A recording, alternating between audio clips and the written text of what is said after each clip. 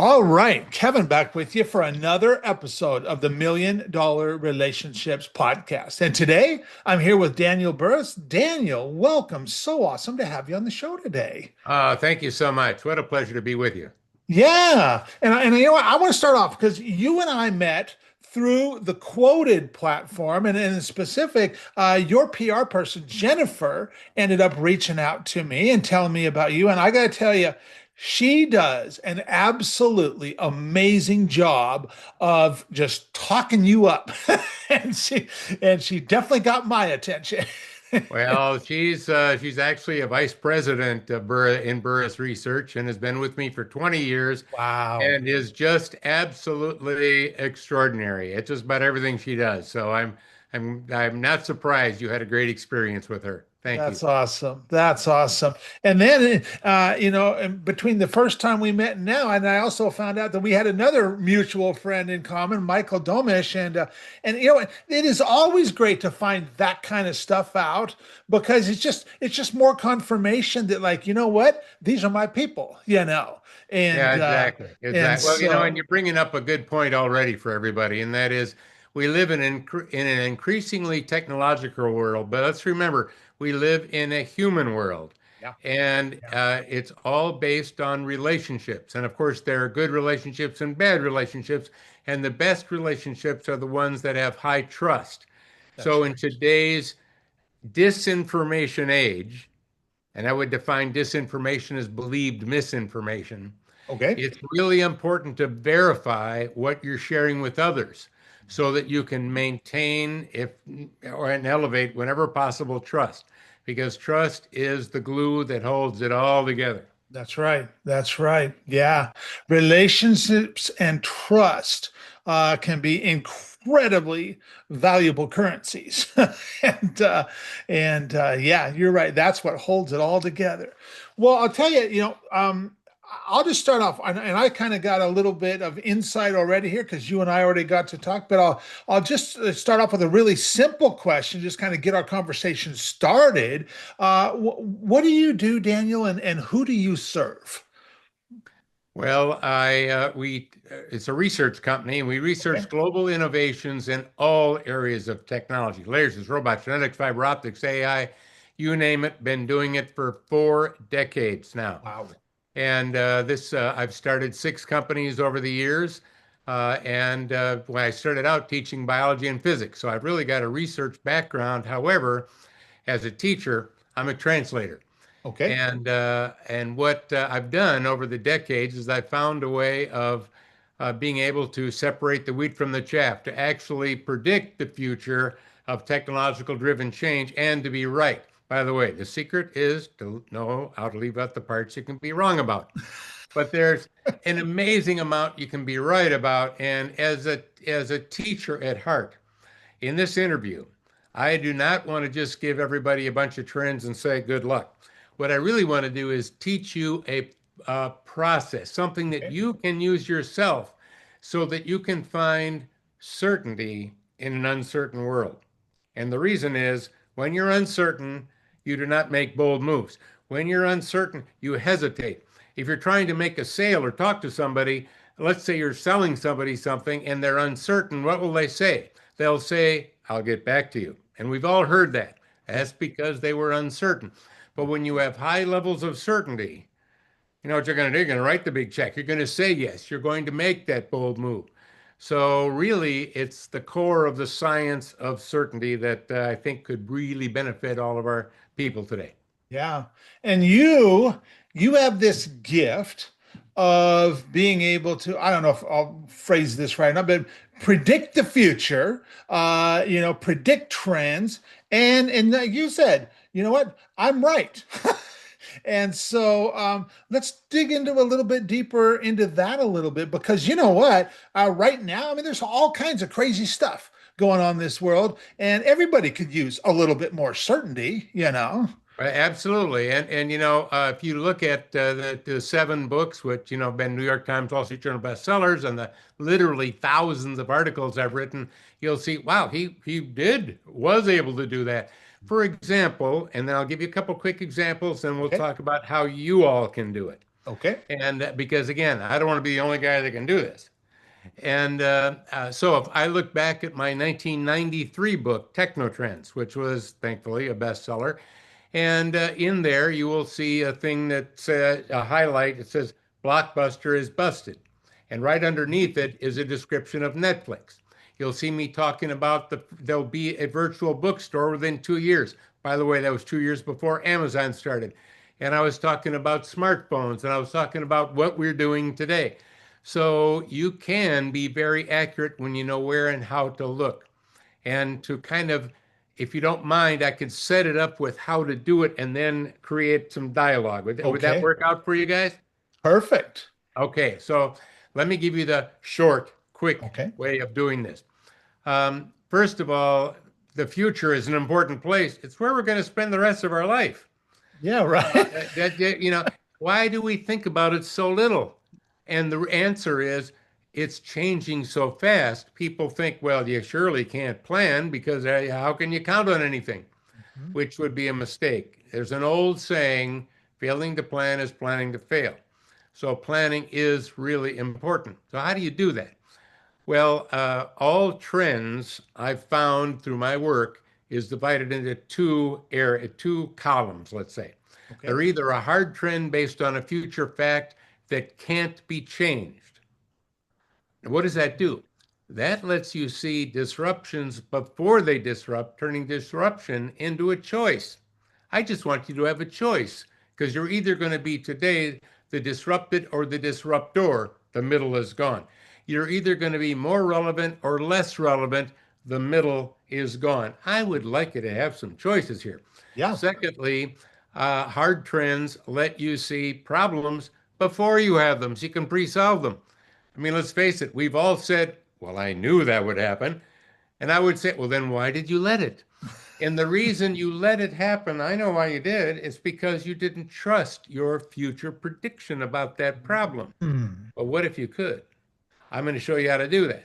Okay. So I'll give you examples in a minute, but we've got hard trends based on future facts that will happen.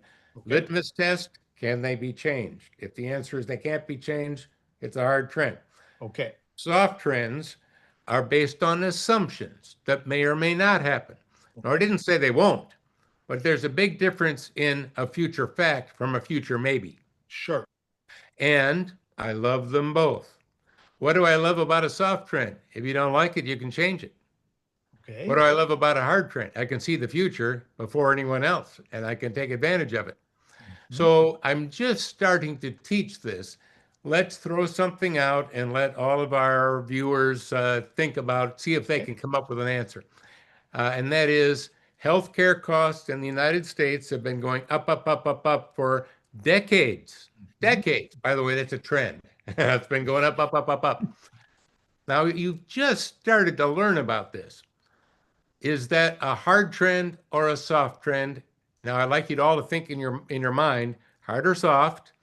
Mhm. And I don't know if you want to stick your neck out right now because you're just learning too, but if you want to, go for it. I'll say that's a hard trend. Okay. And I'm glad you did because we're in a learning process, whether you're right or wrong, it gives me the ability to help. Most government and most people think it's a hard trend. It's going to continue to go up, which means it's unstoppable. Therefore, all of our healthcare reforms and strategies are around payment reforms. Mhm. How do we pay for the mess the baby boomers will create as they get older?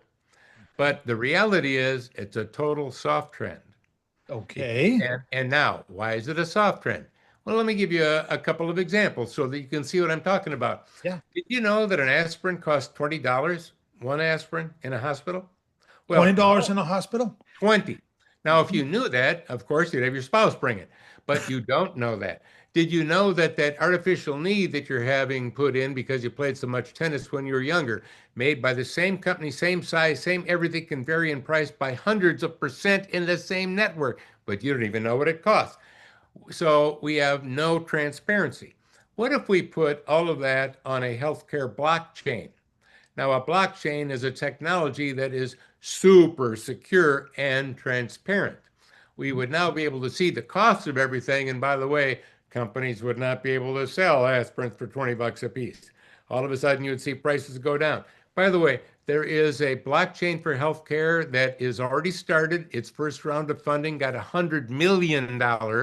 Wow. And I'm just giving you one of hundreds and hundreds of ways we could lower healthcare costs because in reality, it's a soft trend. Now, the reason I brought that out is most of us think it's hard, Mhm. and it's good for you to see. Actually, I love the fact that it's a soft trend. Why?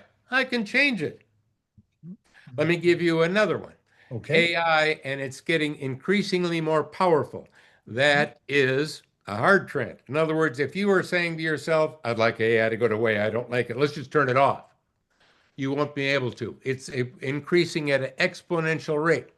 Will you and other workers use AI in a productive, powerful way? Soft. Okay. I don't know if you will. Mhm. Um, Mhm. will we end up with nobody employed because of AI? Don't know. Don't That's know. soft. Yeah. Uh, but I can do something about that. I would like people to have jobs. Mhm. And we will talk more about AI as we go further, but let's put AI to the side for right now. Although Okay. I think you and I need to come back on that. All right. Okay. Okay. Um, so we've got hard and soft. Let me help you with some. There are three categories of hard trends. Let me just lay that out, and then I'll step back and we'll get a little more dialogue going. Okay. Okay. So, one category is technology. For example, and it's very predictable, amazingly predictable if you think about it. For example, we went from 3G wireless to 4G wireless to 5G wireless. Is that it? Probably not. There's Yeah, I probably going to know. be a 6 and 7 and 8G wireless. I know, I know. And now I'm going to correct your wording. You don't have to say probably anymore, Okay. Okay. because it's a technology hard trend that is accelerating and it's not going to go back. AI is going to get more powerful, et cetera, et cetera. So technology is one category of hard trends. A second category of hard trends is demographics. Okay. For example, there are 10,000 people in the United States every day that are turning 70 years old. Let that sink in. Now, 10,000 a day. Are they going to all of a sudden start getting chronologically younger? No, they're No. not. Hard trend. They're getting older. Yeah. And we could predict a lot of problems baby boomers as they age will have and pre-solve them, or we could let them play out. And that also represents opportunities. So let me show you how you can make millions of dollars with low risk using this exact thing I'm talking about. Okay. So let's take a look at. A lot of people have to go boating and fishing, and when they get in their late 80s or 90s, it gets kind of hard to launch the boat. Mm. What if we designed an easy launch trailer for seniors? Okay. Designed to make it easy, and we did a good job.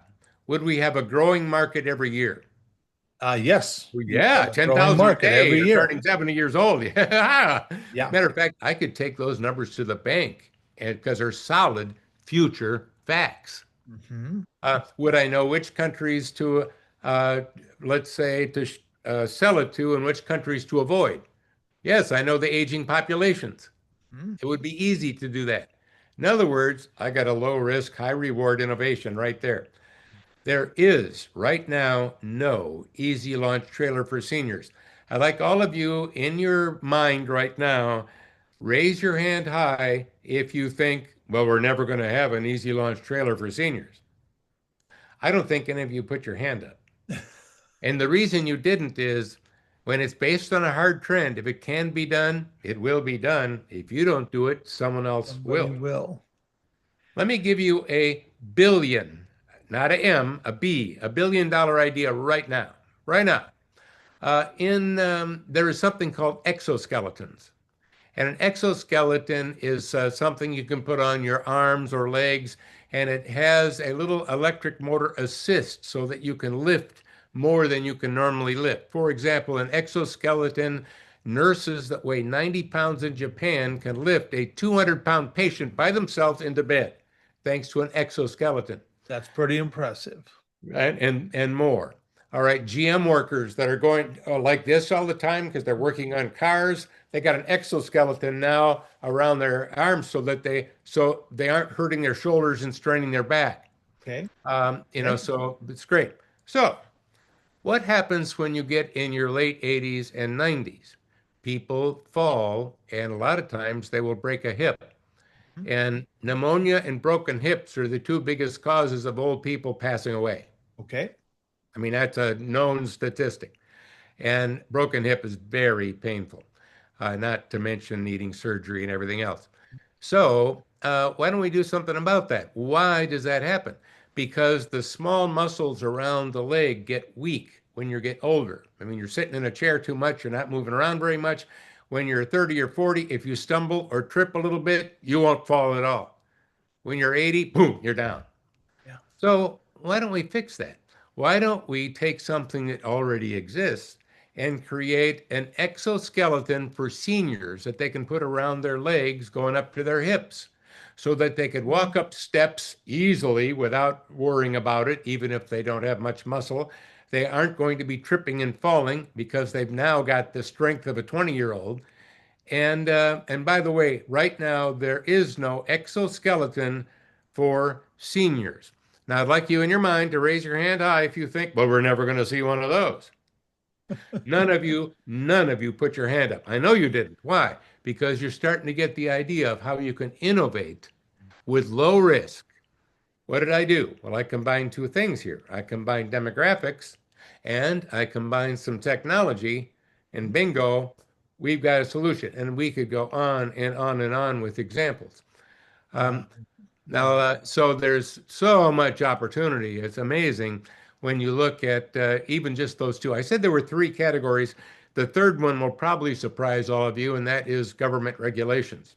Okay. And somebody out there might say, well, you surely can't predict the future of regulations because we're so divided and everything. I mean, how could you do that? And we seem to be deregulating right now. Well, let me just ask you all to raise your hand if you think we're not going to get any more regulations around cybersecurity. Come on, put your hand up. But you're laughing because nobody's going to put their hand up. You That's see, right. why? Because there's some hard trends at play we can't ignore. There's other things we can debate. Yeah. Uh, so, a big list of things I don't know, a big list of things I'm uncertain about, does not empower me. What I want is a list of things that I do know, some things I am certain about. Mhm. And then I can start to see some opportunities. So, the two big things I've just taught everybody, you can tell I'm a teacher at heart, and that is number one, all trends are either a hard trend or a soft trend. And when you're together with anybody from now on, when you're talking about trends, ask, wait, can it be stopped? Can it be changed? And it's a soft trend. If it can't be changed, it's a hard trend. And here's the second question: what's the opportunity? Because Okay. a trend by itself is academic. Who cares? When you attach an opportunity to it, it bursts into actionable life. So when you're talking about a soft trend, what's the opportunity to influence it? If it's a hard trend, what's the opportunity to be a positive disruptor, creating the disruptions that need to happen to elevate relevancy and accelerate growth? Wow. Yeah. So, um, how can people, because, I mean, as you're sharing this, this is like really news to me, as I'm sure a lot of people other, listening to this, And same it to them. probably seems overwhelming a little bit at first. Yes. Um, And so, well, let me help to make it a little bit easier for everybody. okay. All right. So, when you think of any kind of trend, it's hard to figure out what am I going to think about. So you need to narrow it down.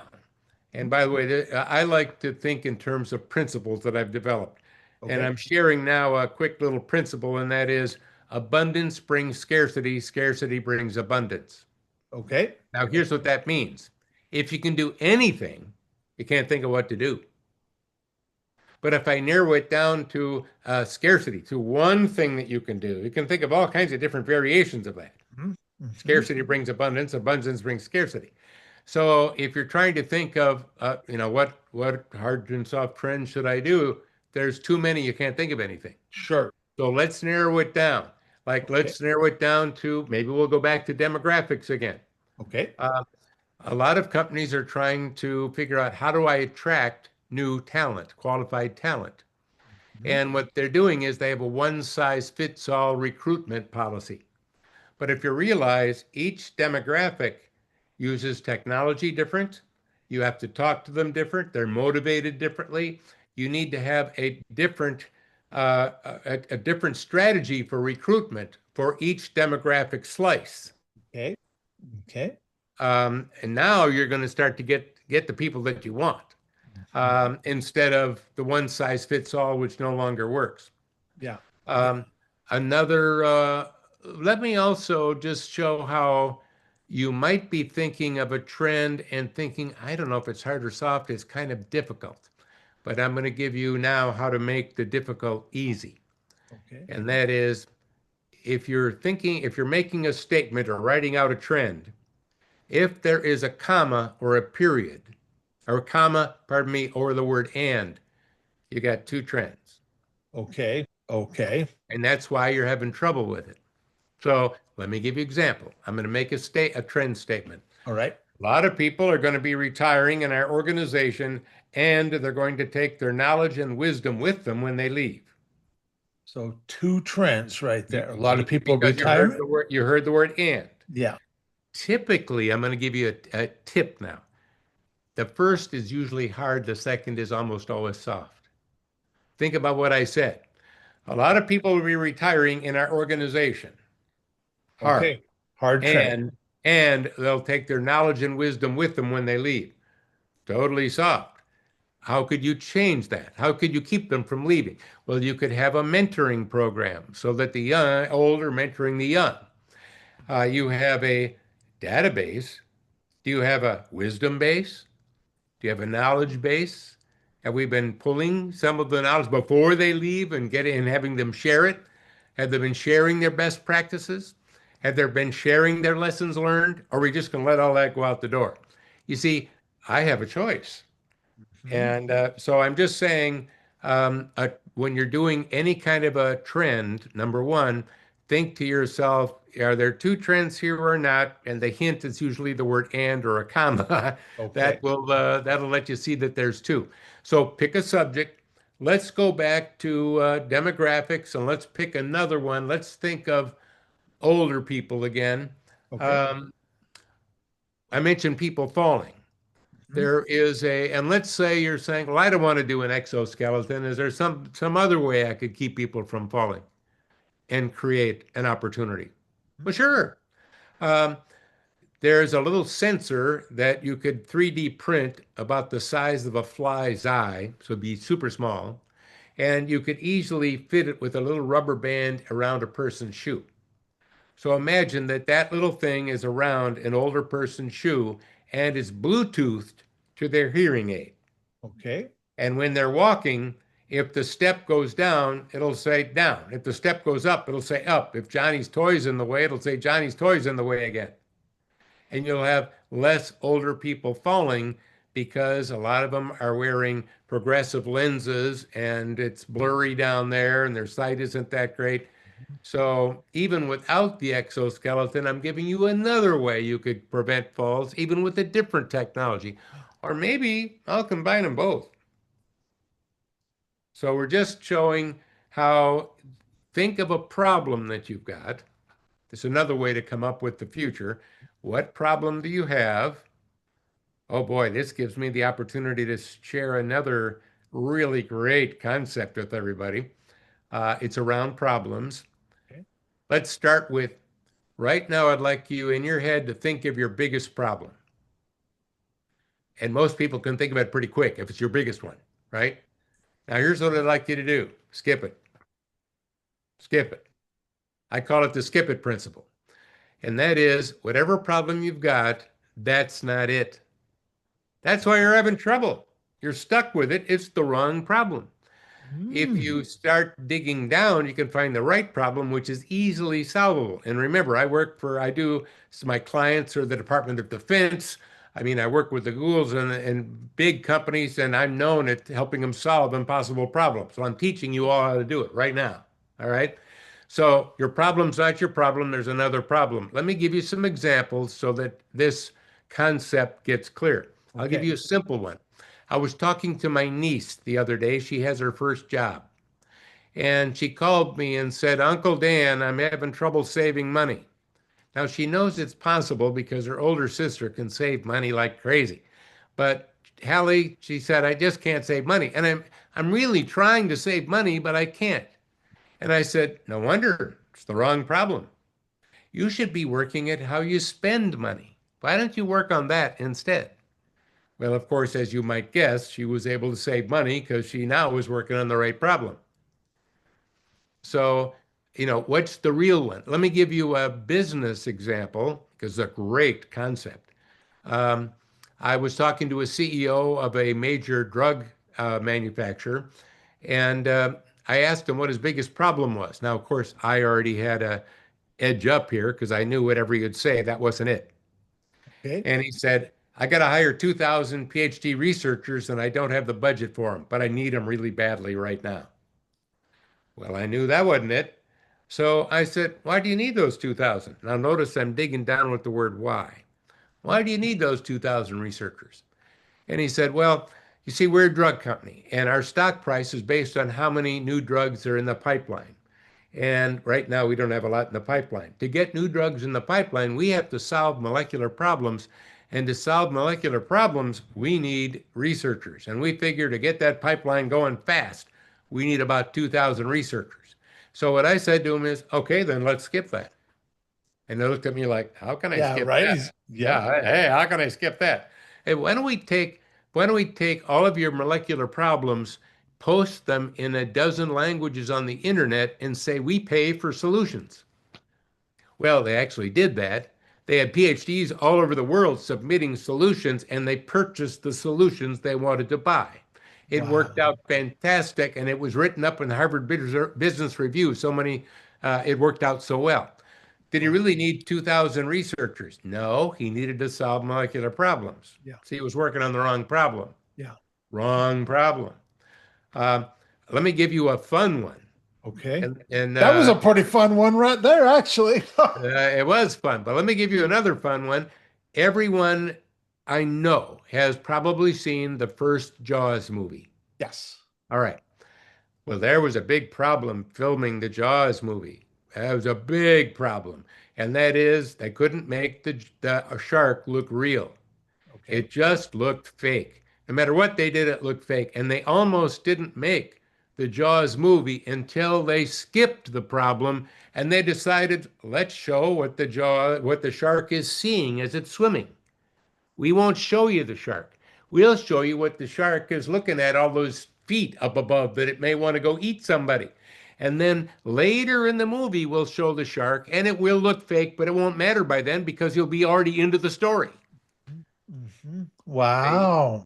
they use the skip it principle, hmm hmm right? Very cool. Very cool.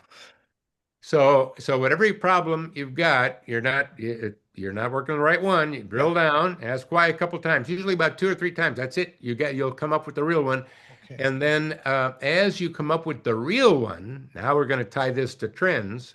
Start asking yourself, what are the hard trends that can impact this and actually turn this into a great solution right now? Okay. Because I stated earlier some problems that old people were having, some Mhm. problems recruiters are having, again, and ways that you could use trends to help you with that. Yeah. Yeah. Yeah. So, okay. So everybody has what they perceive as their biggest problem. So, but that's not the biggest problem. So just asking themselves, why is this, what do I really want to solve here? So like Yeah, in the yeah. yeah, in the And example, what I'd like you to do to really add a little more context to it, because I want this to work for all of you, is write out your problem, write it out, and then look at it and ask yourself, is it one problem or is it two? okay, A lot of problems aren't solvable because there's two or three problems in that one problem statement. Break it down, you can solve them. Let me give you a simple example. Let's say that you're talking about a little kid. Johnny's not getting along with the other kids and he's not doing well in math. Well, that's going to be a hard problem to solve unless you separate them. That's right, because there's two problems there. Bingo. Yeah. So a lot of you that are having trouble, if you got multiple problems all into one thing, no wonder you can't solve it. Yeah. Break it down. Then look at the skip it and go down and find the real one. Okay. So there's Okay. a way to make that happen. So write it out and then take a look at it a little bit more refined. And to give you help on the back on the trends, let me give you all a free resource that you can get. Okay. I publish every year a 25 top technology hard trends shaping the future. Okay. And you may say, well, I'm not a technologist. Well, you don't have to be. You don't need to know the physics of a phone to use it. That's right. That's right. You have to know it exists, though. Yes. I'd like you to know it exists so that you can see all the opportunities that are right there for us. And I'm good at making it easy to understand and giving you a way you can think it through. So if you go to 25techtrends.com, Okay. no, you got to add the word report, 25techtrendsreport.com. You Okay. can download that for free and take a look through it. And all of a sudden, you'll start getting a better view of the future and get some opportunities for yourself. Okay. So it's 25techtrendsreport.com. Is it 25 or 25 spelled out? It's the number 25. Okay, okay, so 25techtrendsreport.com. Okay, I'm gonna make sure we include that with the show notes and stuff. Yep. And so, okay, okay. Well, we did start talking a little bit about AI being a hard trend, Yeah. and I didn't want to let AI slip by us on this interview. Well, because a lot of people are really concerned about AI, and there's a lot of uncertainty around AI. Exactly, exactly. Yeah, So uncertainty doesn't empower me. yeah, Let's find yeah, what do we know? What can we see? yeah. And so to start with a couple of things, tech AI is going to get more and more powerful without question. So what we have to do is a couple of things to think about. Number one, AI can get you 80% to whatever you're trying to do fast, Okay, not 100%. okay. Now, if you're lazy, you can let AI do everything, but Mhm. it won't be doing good. Actually, Just people are be calling operating at 80%. it, and people will be calling it AI slop that you're creating. Yep, totally. Uh, and not only that, but if all you're doing is letting AI do everything you do, the reality is we don't actually need you anymore, do we? That would be true. So That. you're making yourself obsolete by doing that. Mhm. The key is the human part, that extra 20%, because AI is not good at establishing trust. AI is not good at relationships. AI is not good at being able to understand body language when somebody is communicating. AI is not good at the higher levels of creative problem solving. And I could go on and on. There's all sorts of things that AI is not good at, even as it gets better. It's not human, it is a machine. You got to remember that. This is a machine. Yeah. So it's one that sounds good, can write good, it can make pictures and graphics. But for example, I have a music producer and writer up in LA, a good buddy of mine, and he can today use AI to create music. However, Okay. it isn't fantastic music, but it can give him some ideas. Mhm. And then he can take those ideas and do amazing things with them. Mhm. Mhm. Artists are doing that. It's getting them 80% there, and then they're taking it to that higher level. So, really, we're talking about making us all more productive. And it's really good at doing the busy work.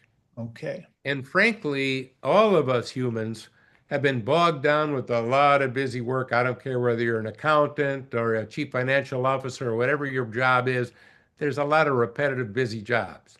However, AI can help you get rid of those busy jobs by doing that for you, Mhm. freeing you to do the really important higher level work that you would more enjoy in the first place. Yeah. because none of us like busy work. Yeah. Uh, so it's really going that way. Think of AI as a magnifier, not a replacer. Mhm. It is So now I'm curious. magnifying your capabilities. So I talked with a lot of entrepreneurs. And so I have an entrepreneur friend who is he's been a he, CPA for years and stuff. Oh, And yeah. he really feels that his industry is going to change dramatically. And maybe even CPAs might not be required. He's the example I'm sharing, but I've talked to a lot of other entrepreneurs, like same story, different example, that industry or what have you. What is your thoughts about that? Well, I'm glad you asked that. There's a global organization of all of the accounting and auditing people called AICPA. That's their abbreviation for this international association. And they have actually contracted me to help them figure out what 2040 looks like. Okay. And I have been doing that with them, and they're loving what they're getting. And why did they want to do that? Because 15 years ago, they hired me to look at what 2025 looks at, and it was super accurate. So they want, Okay. yeah. So Okay. I've already done it once, so have me do it again. And Okay. here's what it is. Will we need CPAs? And the answer is yes, but not doing what they do today. Okay. Okay. In other words, their job and their role is being redefined. Tax work and tax preparation, all automated. Auditing, all automated. Okay. So what are you doing? You're a anticipatory problem solver and trusted advisor. Instead of focusing on, think of CPAs, it's all about what's happened in the past and verifying it, Hmm. Hmm. right? Well, instead of just being a historian, you will add, drawing from that history, insights and foresights you can, in a consultative way, sell to your customers. Okay. Okay. Good. So again, I've started a number of businesses. When I was looking at starting a business in another city, I was just going to go do that. Hmm. Well, the reality is I should be talking to my accountant about that. There's a lot of tax considerations and other things I should be thinking through. But normally you don't think of talking to your accountant for those things. But if I was a smart accountant looking at the future, I'd realize I got to be more consultative. I want all my clients to know that there are a lot of consequences to everything that you do, and we should be talking in a more ongoing way. By the way, there's usually a fee attached to that. So you see, he's going to be more consultative. Yeah. Okay. And so what is your feeling overall? Is there are there industries that are going to be absolutely completely decimated by AI and they will be no more? Industries, I would say, not really. They'll be totally redefined and reinvented. Okay. Okay. Because we're redefining, like a lot of people are saying, well, we don't even need software. Hey, I can just write it for you. Well, no, we will need software, but how we do a lot of the initial coding is going to be done by AI. However, you've probably all read about a lot of big companies laying off a lot of people that write code and create apps where AI can do it now. But Mhm. what you may not, including Microsoft, but what you may not realize, since those are clients of mine, a lot of them are hiring them back because they realize, well, you know what? I guess we need these humans after all because they add a lot more value than we realized.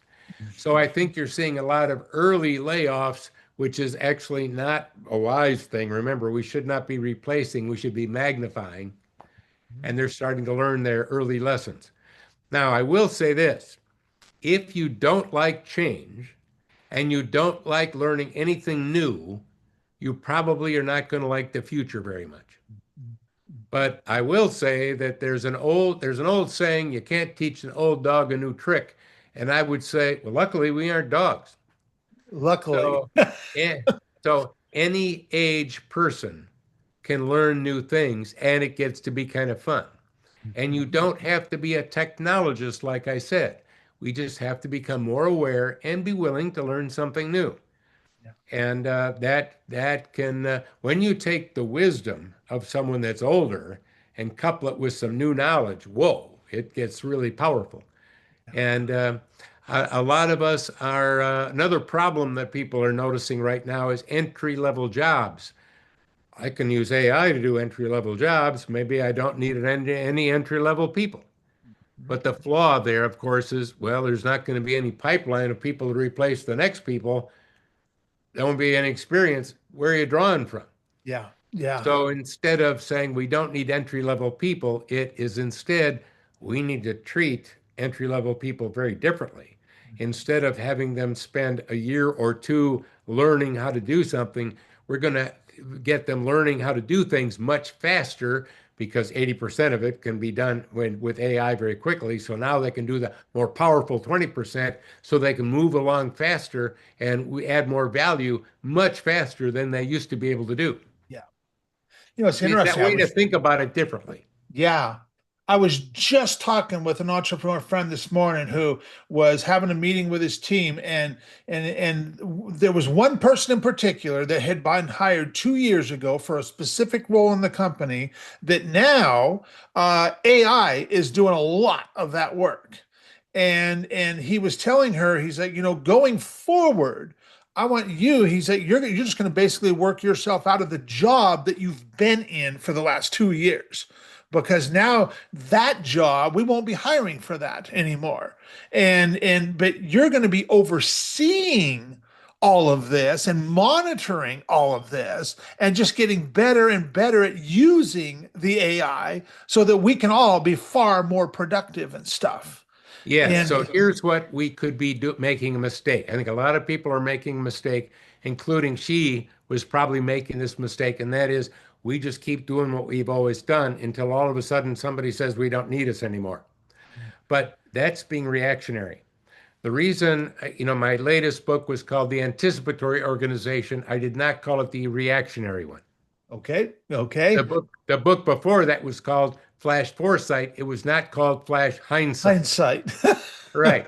So what I would like us to do is think about our own career right now Okay. and ask ourselves, what I'm doing and how I'm doing it, probably what part is repetitious, what part of it is could be done by AI, and what is my future role? I need to be learning those things now.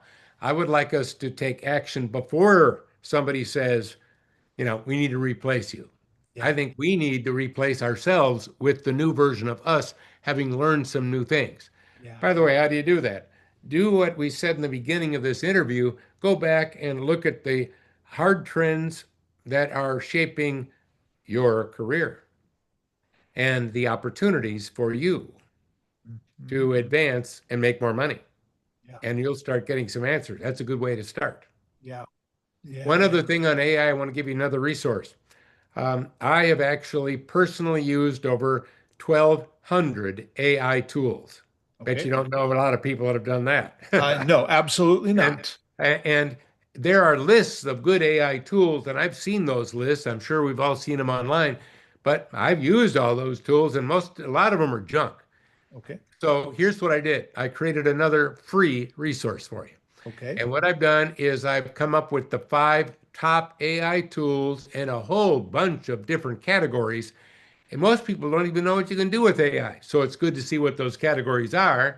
what the top AI tools are. All of them you can try for free, see if you like them. And if you like them, they're typically about 20 bucks a month. But that way you can test them. And Yeah. just the ones that maybe could really help you the most. I also have case studies in there of how companies have used them. So that report is the AIstrategyreport.com. AI strategy report. Strategyreport.com. You can Okay. download it for free. And by the way, if you just click on a tool that you want to maybe look at, it'll take you right to the tool so you can get it right away. Okay. Okay. Okay. So take a look through that and Okay. see what is it that you're currently doing that you might be able to, again, 80%, not 100%, Yeah. but help you get to where you're doing faster, giving you more time to do the more meaningful work. Yeah. Yeah. Well, I got to tell you, Daniel, we've done 300, well over 350 episodes of this podcast, and this is one of the most fascinating interviews that I have done for this podcast. I want to thank you for just taking the time to have this conversation today, and for I'm sure that, as with me, a lot of people listening to this are going like, "Wow, he shared a bunch of stuff that I didn't know," and they're going to go and use these reports. I'll make sure we include these to with the show notes for the podcast, so people can easily go find the resources that you were talking about there and stuff. Two other things to think about. One Okay. is if you go to Burrus, BURRUS.com, Uh-huh. there are a lot of free resources there, as well as I've got an award-winning anticipatory learning system, and there's books and things like that. Okay. Secondly, a no cost to you, join me on LinkedIn. Daniel Burrus, go on LinkedIn. I've got 1.2 million followers. And the reason I have so many is I share a lot of good stuff that a lot of people want. Join the conversation. Awesome. Awesome. Any last thing you feel led to share, Daniel, before we call it a wrap? Sure, there is more opportunity right now than any other time in history to not just change, but transform every business product, service, and by the way, career right now. I would like you to shape your own destiny. I would like you to look at how do I transform what I do, making it more relevant, more meaningful, and I think you'll find yourself having a great future. Yeah. Well, once again, I want to thank you so much for taking the time to have this conversation today. I really appreciate it. I really appreciate you, Daniel, and I'm excited to get this out there and share it with folks. So thanks Well, so thank, much. thank you. A pleasure meeting you, and thanks for letting me share this information. All right, take care, my friend. Absolutely. All right. All right.